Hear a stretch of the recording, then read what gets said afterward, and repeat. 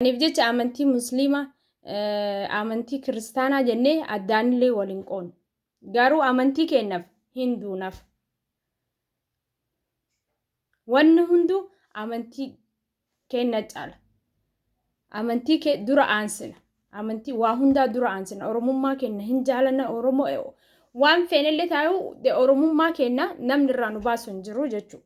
Abbaa fedhellee yoo taate Oromoo yoo taate Oromummaa kan kee namni sirraa dhiqu hin jiru. Si jaalatanis si jibbitanis namni dhiqu hin jiru.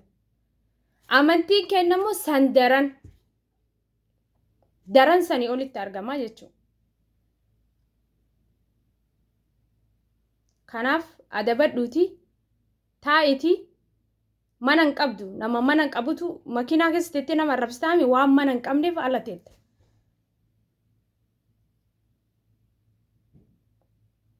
Saree kabajaa hin qabne as baatee nama arrabsiti jechuudha.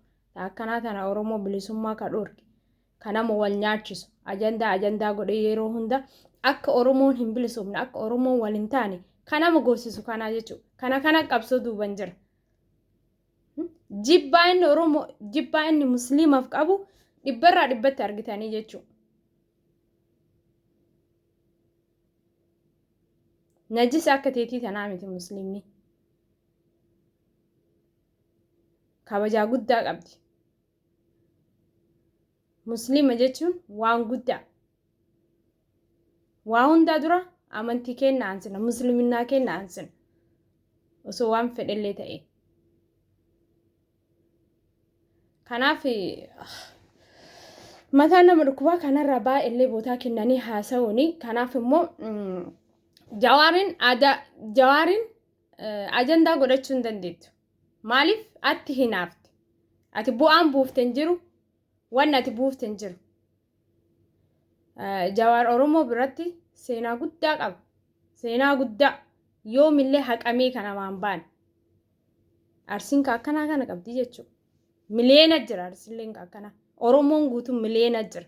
Nuti nama addaan hin baafnu. Afaan qaba jettee as baatee arsii arrabsita. Waan arsiin maal akka taate iyyuu hin beektu. Akka keetii kana akka silxaana as bahee afaan banu. Yoona waa si dhoorgatanii silxaana wayii dhabdee saniif as baatee afaan bantaa jechuudha. Arsiin as baatee afaan bantee akka kan kee kana nama hin arrabsitu. Amantii hin laayitu. Amantii namaa hin tuutu.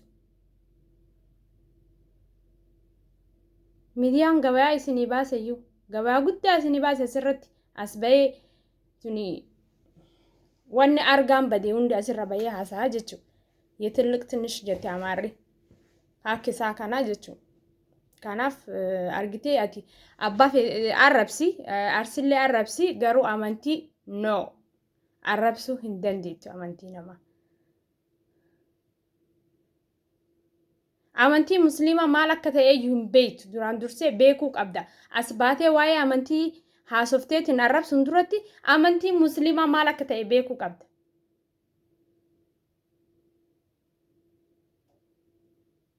Akka keetii kanagaa si arrabsutti nama biroo tuqanii bara.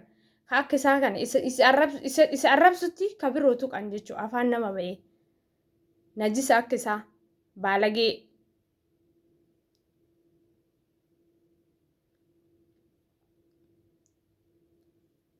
Suuraan qabu waan suuraan qabne.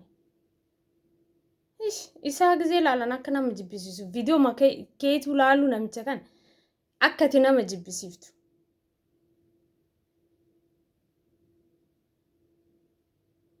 Oromoo kana fa'aatu Oromoo jedhee lakkaa'ama gaa. Yeroo tokko nama ajaa'ibaa bara.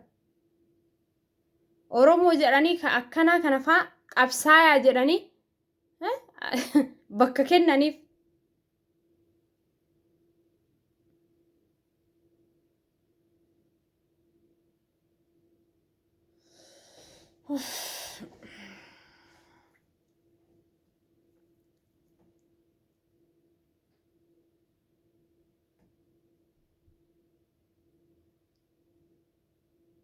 Baalagee waan takka hin beekne.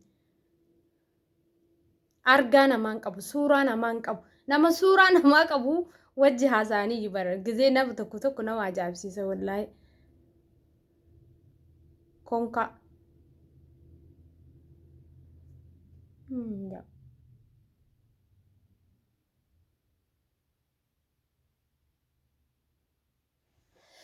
akkasanii